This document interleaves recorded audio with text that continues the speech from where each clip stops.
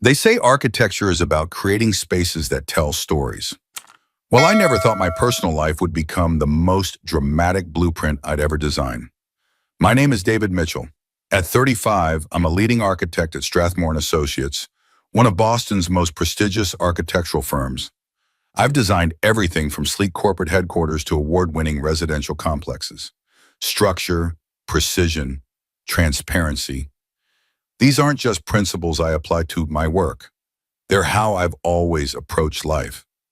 Then Emily Morgan walked into my world and redefined everything. I met Emily at a charity gala 2 years ago.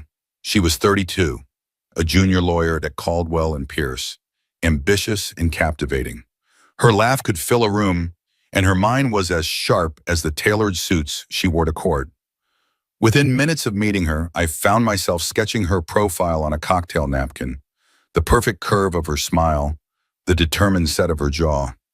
I still have that napkin tucked away in my desk drawer, a blueprint of the moment my life changed. For the first year and a half, we existed in separate spaces, her downtown apartment, my converted warehouse loft in the Arts District. The loft was my masterpiece, a space I had designed and renovated myself. Every beam, every wall, every window placement had been meticulously planned to capture light at different hours of the day. When Emily first saw the loft, she gasped, "David, this is incredible. You designed all this?" "Every inch," I said, watching her explore with obvious delight. "I could never live in a space like this," she remarked, running her hand along a custom-built bookshelf. "It's too perfect. I'd be afraid to mess it up." 6 months before the Hawaii incident, that fear apparently vanished. After a particularly romantic weekend in Vermont, Emily suggested moving in together. It made financial sense. Her rent had just increased, and she was already spending most nights at my place anyway. "Are you sure?" I asked. "You said you'd be afraid to mess up my perfect space." Emily laughed, kissing me softly. That was before I realized I wanted to be part of that space. Within a month, she had sold most of her furniture, too traditional, she called it, and moved into my loft. I cleared half my closet, rearranged my home office to make room for her law books, and watched as she placed small touches of herself throughout my carefully designed space. That was before last Friday evening changed everything. I was at my drafting table, reviewing plans for a new sustainable office complex, when Emily burst through the door.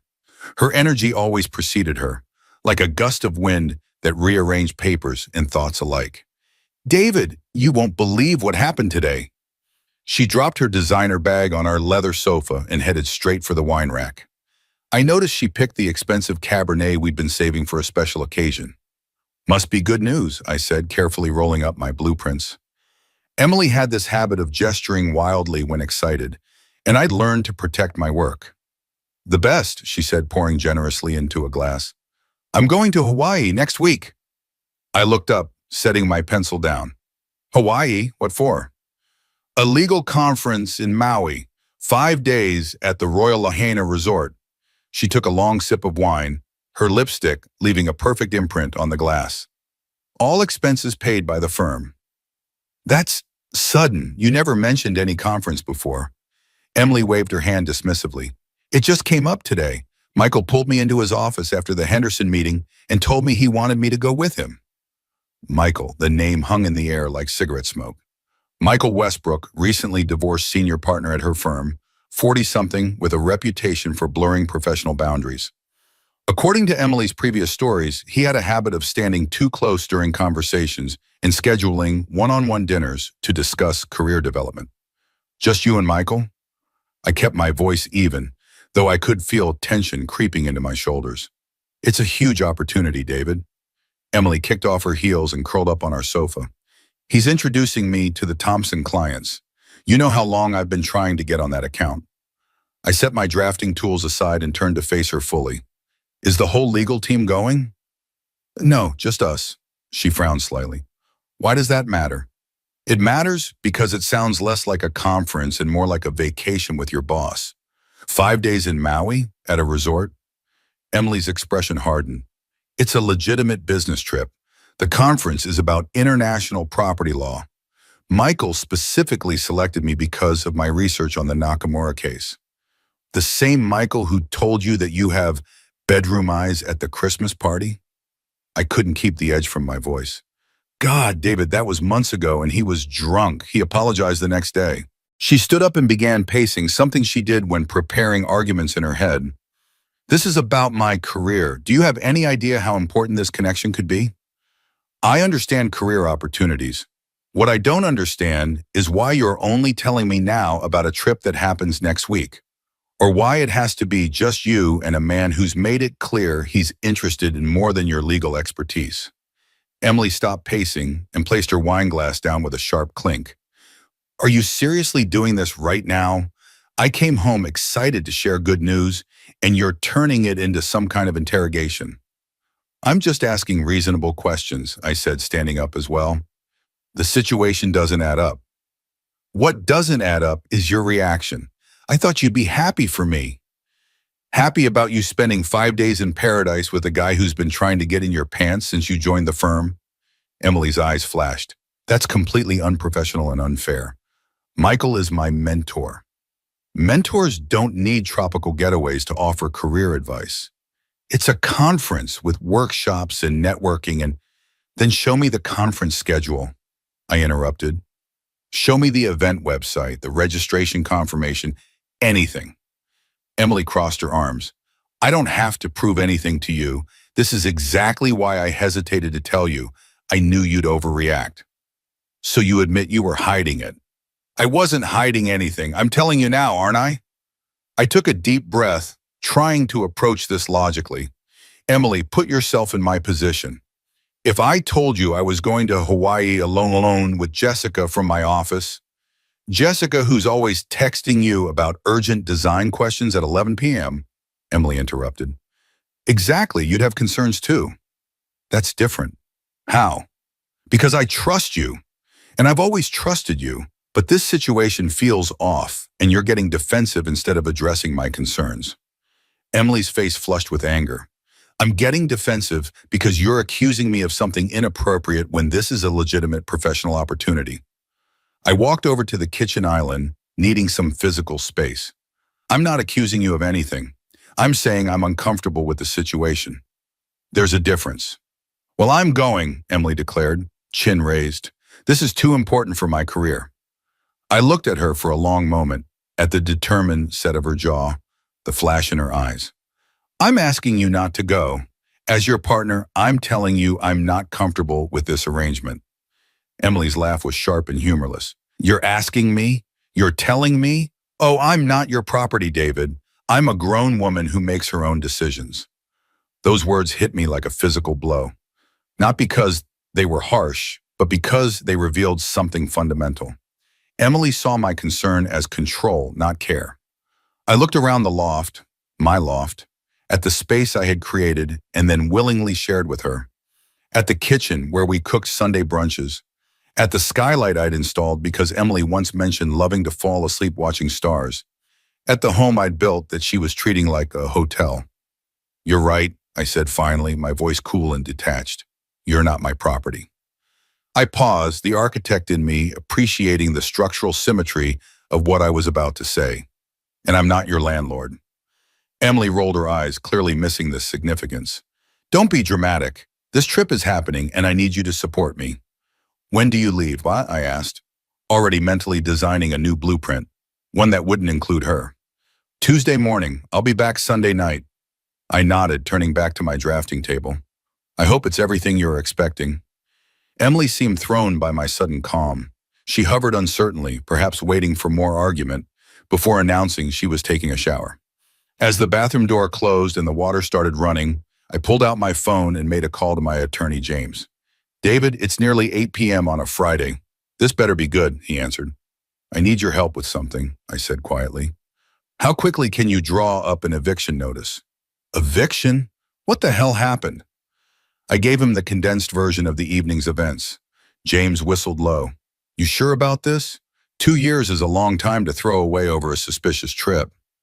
It's not about the trip, I explained. It's about the complete dismissal of my concerns, the immediate leap to I'm not your property when I expressed legitimate worries. And you're certain she's lying about this conference? Not certain, no, but certain enough that I'm not comfortable with the situation. James was silent for a moment. Okay, I can have something for you Monday morning. But David, as your friend, not just your attorney, sleep on this. Make sure it's what you really want. I appreciate the concern, I told him, but some decisions don't need a night's sleep. The weekend passed in artificial normalcy. Emily seemed to think our argument was over, that I had accepted her trip. She spent Saturday shopping for new clothes, appropriate for a professional conference in a tropical setting, which apparently included 3 new bikinis and a backless dress that cost more than my first drafting table. Sunday brought a new tension when Emily's phone rang during breakfast. She glanced at the screen, then quickly silenced it. Who was that? I asked casually. No one important, she replied too quickly. Just work stuff. 5 minutes later, her phone buzzed with a text. Emily read it, then excused herself to the bathroom. I didn't check her phone, I wasn't that person, but I noticed Michael's name on the notification when it lit up again moments later. That evening, Emily packed while I pretended to work on designs. I watched from the corner of my eye as she slipped a small bag of new lingerie into her suitcase, items I'd never seen before. Need any help? I asked, testing her. No, she said sharply, then softened to her tone. I mean, no thank you, I've got it under control. I smiled, helped her finish packing, and even drove her to the airport on Tuesday morning. I kissed her goodbye and told her to, have a productive conference. If she noticed the coldness behind my eyes, she didn't show it. As soon as her plane took off, I went to work. I contacted my attorney, James, who quickly prepared the eviction papers. Since Emily had never signed a lease agreement and contributed nothing to the mortgage, her legal claim to residence was minimal. The document gave her 30 days to vacate, more than generous under state law. By Thursday morning, I had a plan in place. The movers would arrive at 10 to pack Emily's things, James would deliver the legal papers that afternoon, and I would have everything organized before she returned on Sunday. What I didn't plan for was the doorbell ringing at 7 a.m. I opened the door to find Laura, Emily's sister, standing there with a stony expression. We need to talk, she said, pushing past me into the loft. Laura and I had always gotten along well. Unlike Emily, she was straightforward to a fault, a surgeon with no patience for deception or drama. This is early, even for you, I said, closing the door. Coffee? No, I just need 5 minutes. She turned to face me, arms crossed. Emily called me last night. From Hawaii. Did she now? And what did she say? That you two had a fight about her trip, but that everything was fine. She wanted me to check on you, make sure you weren't sulking. Laura's expression was unreadable. But that's not why I'm here. I waited, curious. I saw them, David, at the resort. I'm attending a medical conference in Honolulu, and I decided to island hop for the weekend. Thought I'd surprise my sister at her legal conference. She made air quotes around the words. Imagine my surprise when I found her and Michael at a couple's massage. I felt a strange sense of vindication mixed with genuine sympathy for Laura, who looked both angry and hurt. Did she see you? I asked. No, I left before they noticed me. Then I changed my flight to come back early. Laura shook her head. She's been lying to me too. Said she got the Thompson account because of her work on the Nakamura case. But yesterday I ran into Bill Thompson at my hospital fundraiser, and he had no idea who Emily was. I'm sorry, I said, meaning it. Laura sighed. Don't be. Emily has been like this since we were kids. Always taking shortcuts, always manipulating situations to get what she wants. She looked around the loft. So what are you going to do? She's moving out. I've already arranged everything. Bang. Laura nodded, unsurprised. Good, you deserve better. She reached into her bag and pulled out a small flash drive. This has photos I took at the resort, in case she tries to deny everything. She placed it on the counter. I love my sister, but I hate what she does to people who care about her. After Laura left, I sat with the flash drive for a long time, turning it over in my hands. I didn't need more evidence. I didn't need more pain. But I pocketed it anyway, another brick in the wall of certainty I was building around my decision. By Thursday afternoon, the movers had finished. Emily's possessions were neatly boxed in the guest room. I spent the evening preparing a folder with apartment listings in her price range and the contact information for a good realtor I knew. The eviction notice was prominently displayed on the kitchen counter, alongside a brief, courteous letter explaining that our living arrangement and relationship had reached its natural conclusion. Then I did something I hadn't planned. I called Emily's friend, Amanda. "David, is everything okay?" Amanda answered, surprised. We weren't close. She was firmly Emily's friend, not a mutual one. "Everything's fine," I assured her. "I just had a quick question about this conference Emily's attending." "Conference?" Amanda sounded genuinely confused. "What conference? Why, so I am." I felt a cold certainty settle in my stomach. The legal conference in Maui, the one she left for on Tuesday. There was a pause. "David, Michael announced last week that he and Emily would be taking vacation days after closing the Henderson case. There's no conference that I know of." "I see," I said, my voice steady despite the anger building inside me. "Did he happen to mention where they were going?" "He didn't, but—" Amanda hesitated. "Look, there have been rumors about them for months. I didn't want to get involved. But if Emily told you she was at a conference, how long have the rumors been going on exactly?" I pressed. Amanda sighed. "Since the Christmas party, at least. Maybe before." "I'm sorry, David. I thought you might have known, or at least suspected." "I suspected something was off, but I didn't know it had been going on that long. If it helps, I don't think it was serious for her, just something that happened when they worked late. Office politics, you know? Emily always talked about you as her future." "That doesn't help, actually, but I appreciate your honesty." "What are you going to do?" Amanda asked. "I already did it. She'll be looking for a new place to live when she gets back." "Oh, David, that's— Well, I can't say I blame you." Amanda paused. "Do you want me to talk to her? Try to make her understand?" "No, but thank you. This is between Emily and me now." After hanging up with Amanda, I made one more call to the Royal Lahaina Resort in Maui. A friendly receptionist confirmed that they weren't hosting any legal conferences this week, but they did have a Michael Westbrook registered as a guest in a beachfront suite. "And is there a second guest registered in that suite?" I asked, my voice neutral. "Yes, sir, there is," the receptionist confirmed. "Would you like me to connect you to their room?" "No, thank you, that won't be necessary." Throughout this process, Emily texted occasionally, beach selfies carefully angled to not show if anyone was beside her, complaints about boring presentations without any specific details about content, and one drunken late-night message about missing me, sent at 1 a.m. Hawaii time, when all legitimate conference events would have concluded hours earlier. Wednesday night she called. "The conference is amazing, but I miss you," she said, her voice slightly slurred. I could hear waves and music in the background. "Sounds like you're at a beach party, not a conference," I remarked. "Oh, it's just the welcome reception," she said quickly. "Right on the beach, very classy. All the law firms are here." "What's the topic of your panel tomorrow?" I asked. International property rights in developing nations," she stammered. "Super boring stuff, but important for the Thompson account." "Sounds fascinating. I'd love to read the conference materials when you get back." "They're all digital this year," she said. "Environmental concerns and all that." "Of course. Well, enjoy your presentation." I responded politely but briefly to her texts after that. I asked no questions about Michael or the conference. I volunteered no information about what was happening at home. The architect in me knew that sometimes you need to demolish before you can rebuild. On Friday night, I received an unexpected visitor. The doorbell rang around 9 p.m., and when I opened it, Jessica from my office stood there holding a stack of blueprints. "I know it's late," she said apologetically, "but you mentioned wanting to see the Hamilton project revisions before Monday, and I finally finished them." I invited her in, grateful for the distraction. Jessica had been a colleague for 3 years, brilliant at structural engineering, direct in her communication, and yes, occasionally prone to late-night texts about work. Emily had always been jealous of her, though I'd never given her reason to be. "Can I get you a drink?" I offered, taking the blueprints. Jessica hesitated.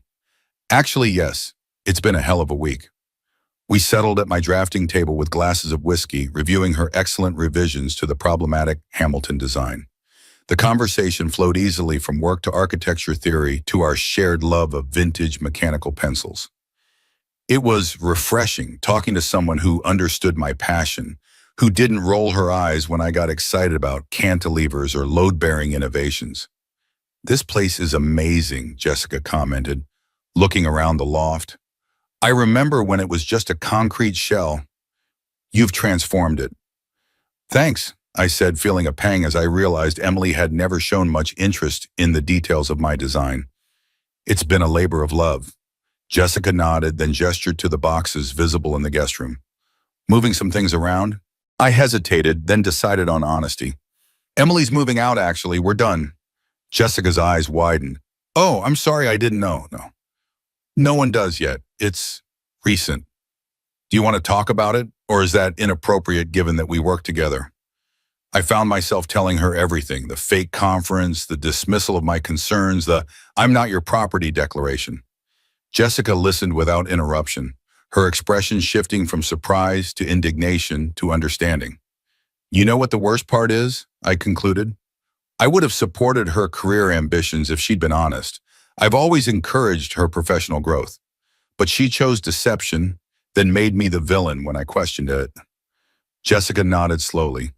"You deserve better than that, David. Someone who respects your boundaries isn't asking for ownership. It's asking for basic decency."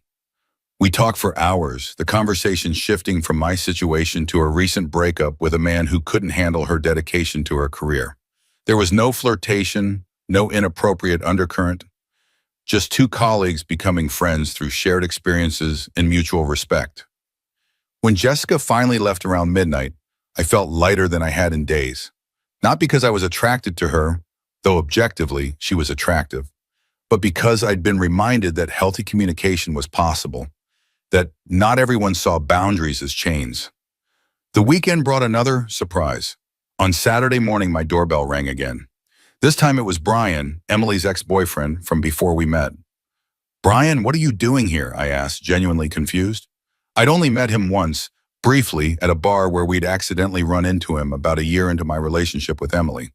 "Can I come in? I think we need to talk," he said, looking uncomfortable but determined. I let him in, curious about what could possibly bring Emily's ex to my door. "I saw Emily's social media post from Hawaii," he began without preamble, "with Michael Westbrook. And I thought you should know that she was seeing him while we were still together. It's why we broke up." I stared at him. "That was over 2 years ago." Brian nodded. "Yeah, I found out she was sleeping with him to get ahead at the firm. When I confronted her, she gave me the whole 'I'm not your property' speech and walked out."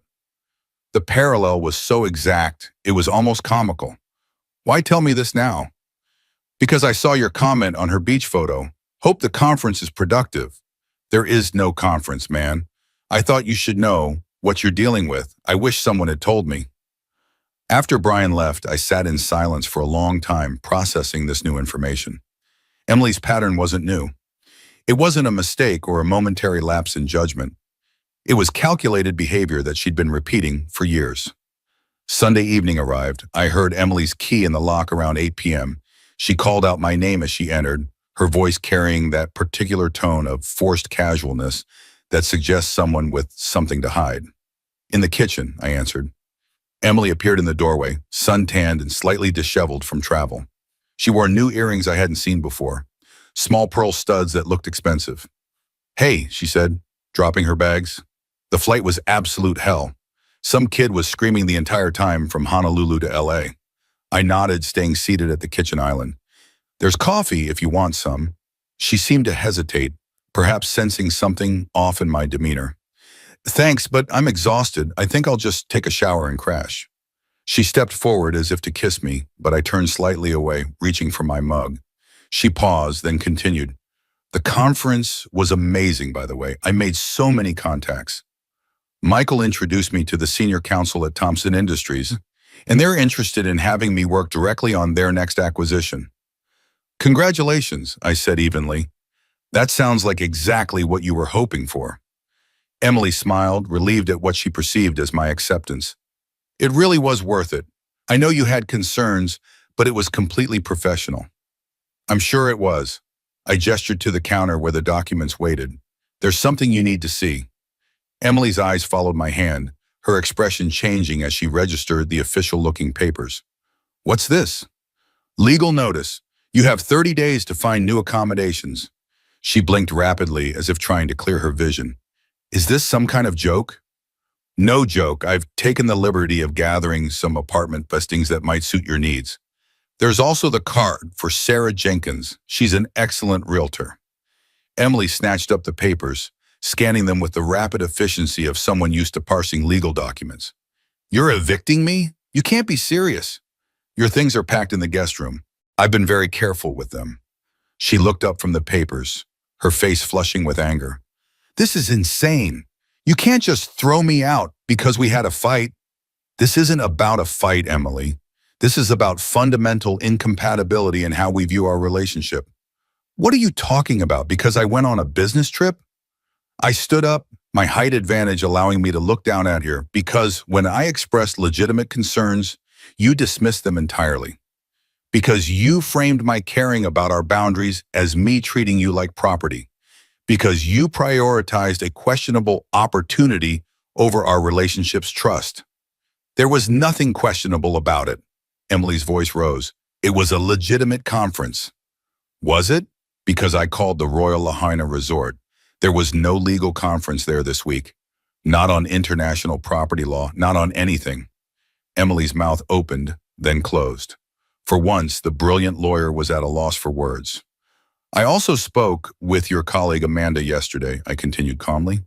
She was surprised to hear you were at a conference, since Michael told everyone at the office you two were using vacation days for a well-deserved break after the Henderson case. You checked up on me? Emily finally managed, outrage replacing shock. You spied on me? No, I verified facts after you left. There's a difference.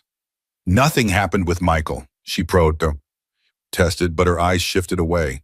A tell I'd noticed early in our relationship whenever she bent the truth. Really? Then explain these.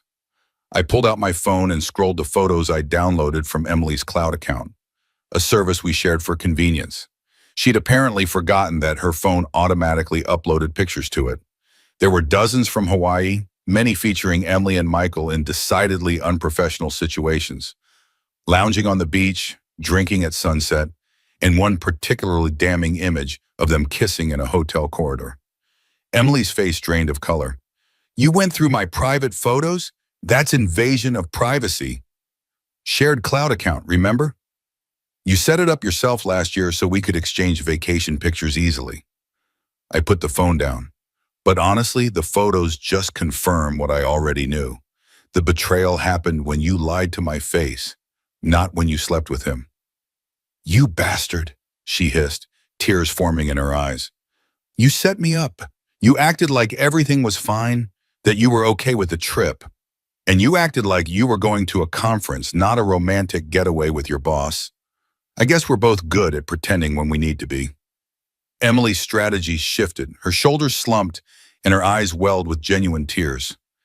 David, please, I know I messed up, but you can't just throw away 2 years over one mistake. One mistake? Let's count, shall we? 1, lying about the conference. 2, gaslighting me when I expressed concerns. 3, using the I'm not your property line to deflect legitimate questions. 4, continuing the lie with fake conference updates. 5, coming home and lying again, right to my face, even when the trip was over. I ticked off each point on my fingers. That's 5 mistakes, minimum, and they all point to the same conclusion. You don't respect me or our relationship. I do respect you. I love you. She moved toward me, reaching for my hand. David, people make mistakes. Relationships hit rough patches. We can work through this. Oh, and I forgot number 6, I added. The diamond bracelet Michael bought you 2 months ago, the one you hid in the back of the closet. Emily froze. How did you? The movers found it while packing your things. Nice piece. Not really your style, though. A bit flashy for court, don't you think? It wasn't like that, she stammered. It was a bonus for the Henderson case, a professional gift. Right. And I suppose the lingerie you bought for this trip, the stuff you've never worn for me, was also professional attire? Emily's face contorted with anger. You went through my things? What gives you the right? I didn't go through anything. I watched you pack it, just like I've watched you lie for months now. Brian filled me in on the rest. Brian? The color drained from her face. You talked to Brian? He came by yesterday. Seems you have a pattern, Emily. Same affair, same excuses, same I'm not your property speech when caught. Brian is a liar. He was controlling and jealous. Was he? Or was he just asking reasonable questions like I did? Emily stepped back, visibly calculating her next move. So that's it? 2 years together and you're just done? No chance to make amends? No couples therapy? No, nothing? Some betrayals can't be undone, Emily. Trust is like a structural beam in a building. Once it's compromised, the entire structure is unsafe. Stop with the architectural metaphors, she shouted, slamming her hand on the counter. This is our life, not one of your precious buildings. You're right. Buildings are honest. They don't pretend to be something they're not. Emily stared at me, her expression morphing from anger to calculation. I could almost see the lawyer in her forming strategies, testing arguments. You know, I could fight this eviction, she said finally. I could claim tenant rights. I could drag this out for months. You could try, but as your lawyer would tell you, without a lease agreement or proof of rent payments, you'd lose. And dragging it out would only mean more billable hours for James. Emily tried another tack. What about all I've contributed to this place? The furniture we bought together, the art, the renovations I helped plan. I've documented everything. Anything you purchased personally or we bought jointly is yours to take. The list is in the folder with the apartment listings. And what will you tell our friends? Your parents? They love me. The truth, that you chose a career opportunity with your boss over honesty in our relationship. Emily's eyes narrowed. That's character assassination. I could sue you for defamation. I actually laughed at that. Truth is an absolute defense against defamation, as you well know, and I have the photos and the testimony from Amanda to back it up. Emily switched tactics again, moving closer to me, her voice softening. David, please. I made a terrible mistake. I got caught up in the attention, the possibility of advancement. Michael means nothing to me. It was just a stupid, impulsive decision. She reached for my face, her fingers brushing my cheek. Don't throw away everything we've built. I love you. Only you. For a brief moment, I felt the pull of our history, the comfort of the familiar. Emily sensed my hesitation and pressed her advantage, leaning in to kiss me. Her lips met mine, and I allowed it for a second before gently disengaging. Nice try, I said quietly, but it's too late. Emily stepped back, frustration evident in every line of her body. What do you want from me, David? An apology? Fine, I'm sorry. Public humiliation? You want me to tell everyone what I did? I will. Just tell me what it would take to fix this. It's not about what I want anymore. It's about what I won't accept. And I won't accept a relationship where honesty is optional and trust is expendable. Emily spent the next hour cycling through anger, bargaining, and tears. She threatened legal action. She promised to change. She accused me of planning this all along. She reminded me of all we'd shared. Through it all, I remained calm, speaking little, letting her emotional storm exhaust itself against the immovable structure of my decision. Eventually, she grabbed her purse and the folder of apartment listings. I'm staying at Amanda's tonight. This isn't over. Take whatever you need for the next few days, I suggested. Your boxes will be here when you are ready to move them.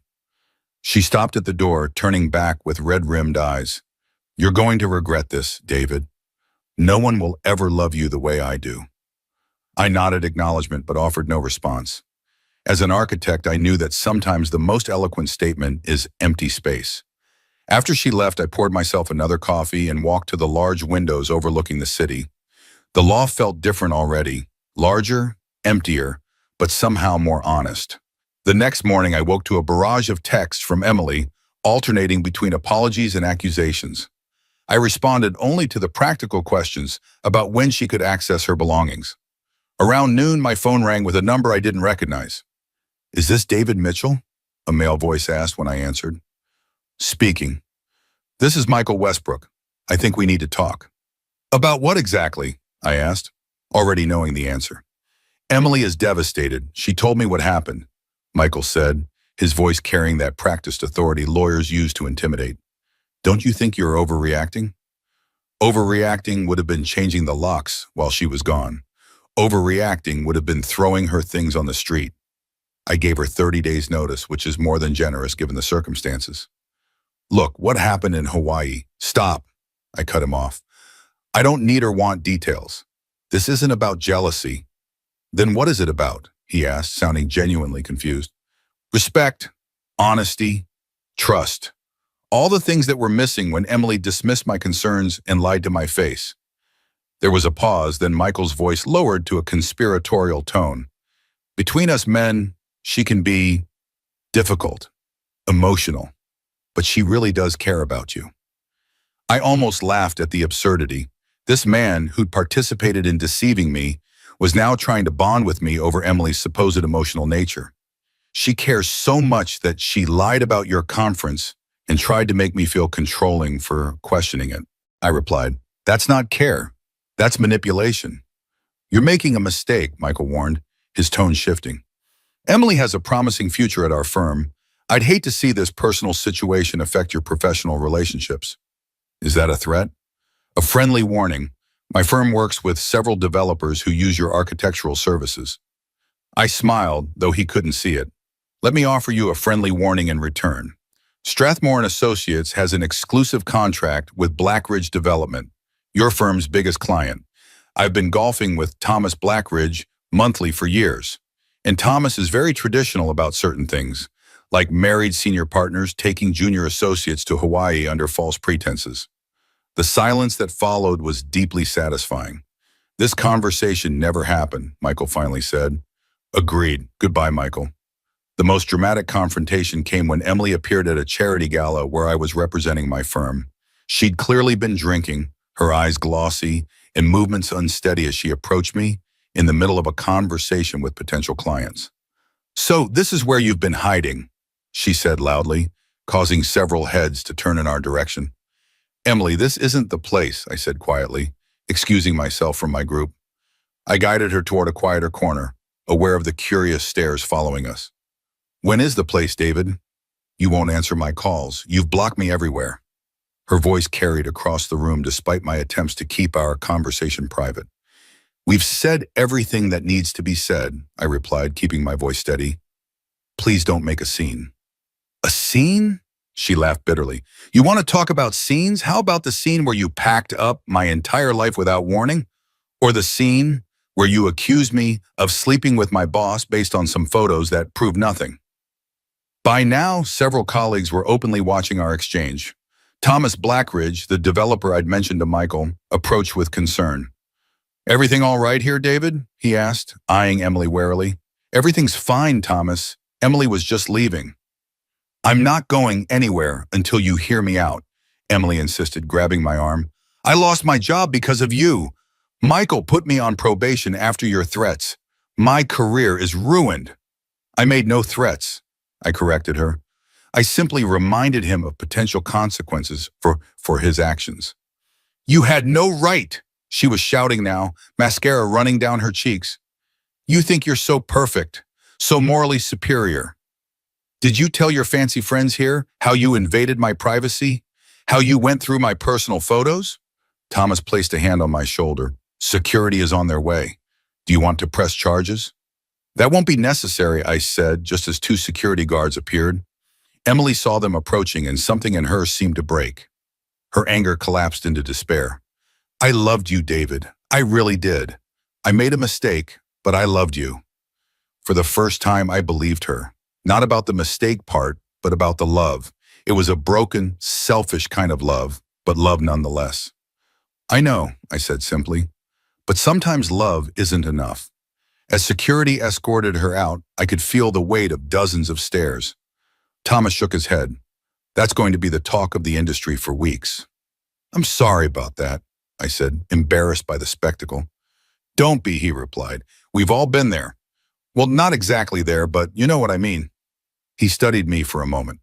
"You handled that with remarkable composure. Most men would have lost their cool." "Losing my cool wouldn't solve anything," I said. "It never does."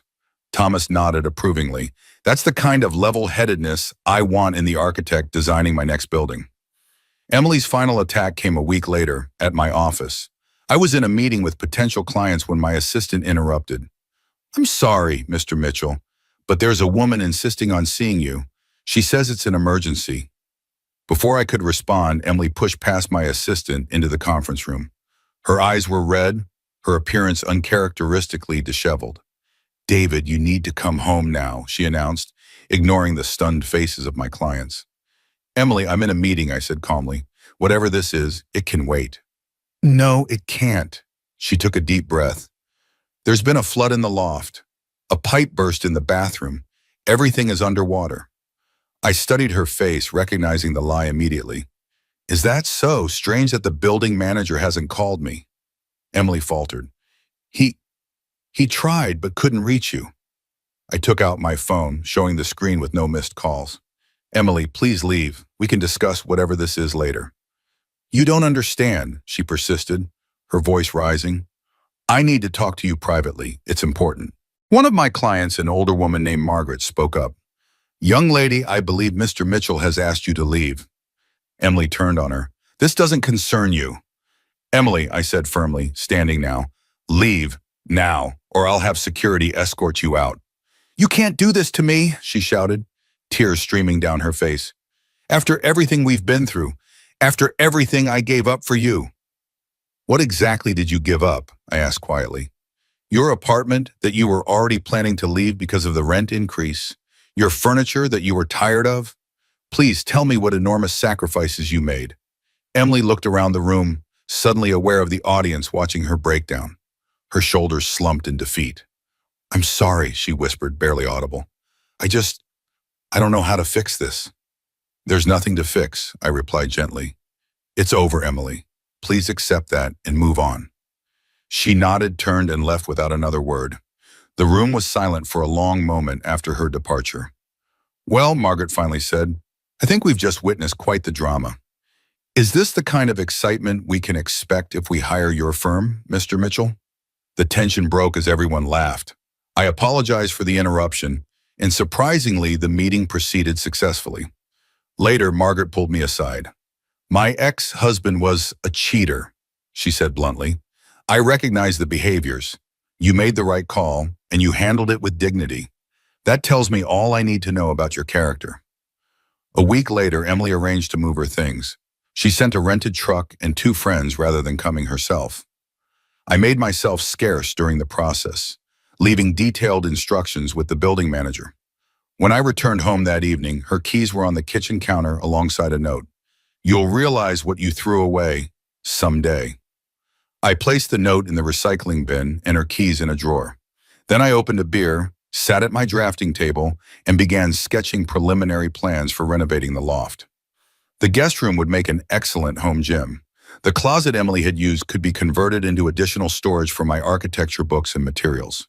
The bathroom needed updating anyway. 3 months after Emily moved out, I had an unexpected visitor. It was a rainy Thursday evening, and I was working late on the Community Arts Center design when my doorbell rang. Opening the door, I found Emily standing there, soaked from the downpour, makeup running down her face. "I need to talk to you," she said, her voice trembling. "Please." Against my better judgment, I let her in, offering a towel for her dripping hair. "Make it quick," I said. "I have a deadline tomorrow." Emily looked around the loft, noting the changes I'd made since she left. New furniture, rearranged spaces, the guest room now converted to a home office. Her eyes lingered on a woman's jacket hanging by the door, Jessica's. "You're seeing someone," she stated flatly. "That's not why you're here." She took a deep breath. "No, I came to give you this." She handed me an envelope. Inside was a check for a substantial amount. "It's for the time I lived here. Rent, utilities, everything." I looked at her, confused. "Why now?" "Because you were right," she said quietly. "About everything. Michael was using me. The moment I stopped being useful, he discarded me." Her laugh was bitter. "Sound familiar?" "I didn't discard you, Emily. I enforced boundaries you refused to respect." She nodded, tears forming. "I know that now. Therapy is Illuminating. She glanced around again. Is it serious with whoever owns that jacket? Yes. Is she good to you? She respects me, and I respect her. Emily nodded again, wiping her eyes. I'm glad, I mean that. She moved toward the door, then paused. I really did love you, David, just not in the right way. I know, I replied. I hope you find what you're looking for, Emily. After she left, I looked at the check for a long moment before tearing it in half. Some debts couldn't be paid with money, and some lessons were worth the price.